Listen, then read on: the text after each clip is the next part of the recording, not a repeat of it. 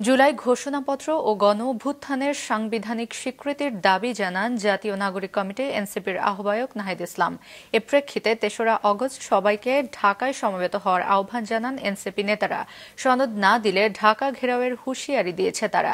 দেশ গড়তে জুলাই পদযাত্রা কর্মসূচির ৭ম দিনে এসব বলেন তারা।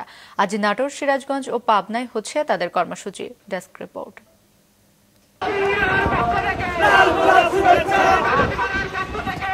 দুপুরে নাটোর জেলা সদর উপজেলার স্টেশন বাজার থেকে মাদ্রাসা মোড়ে স্বাধীনতা চত্বরের দিকে পদযাত্রা করেন জাতীয় নাগরিক পার্টি এনসিপির স্থানীয় কেন্দ্রীয় নেতারা।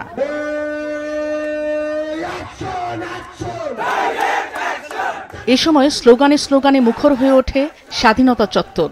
দুর্নীতি ও বৈষম্যহীন দেশ গড়ার প্রতিশ্রুতি দেন এনসিপির স্থানীয় নেতারা।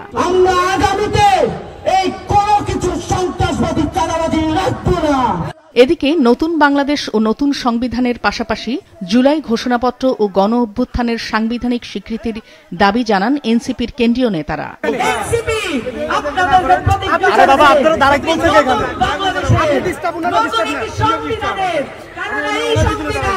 আমাদেরকে এতদিন পর্যন্ত রাজ্যে পরিণত করে রেখেছে।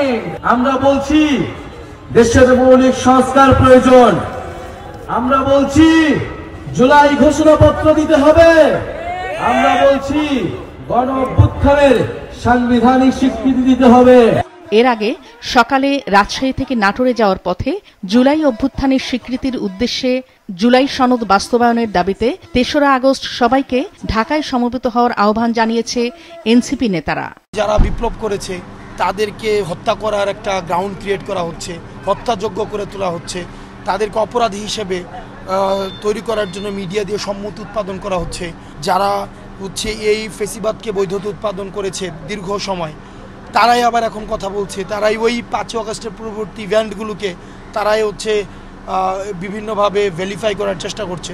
তো সেই জায়গা থেকে এই অভ্যুত্থানের একটি স্বীকৃতি প্রয়োজন, অবশ্যই স্বীকৃতি প্রয়োজন, এবং সেই স্বীকৃতির জন্য অবশ্যই মানুষ ৩ আগস্ট ঢাকায় আসবে। নাটোরে কর্মসূচি শেষে সিরাজগঞ্জে পথসভা করেন এনসিপি নেতারা। পরে পাবনায় একই কর্মসূচি পালন করার কথা রয়েছে তাদের। নাদিয়া আফরিন, মাছরাঙা নিউজ ডেস্ক।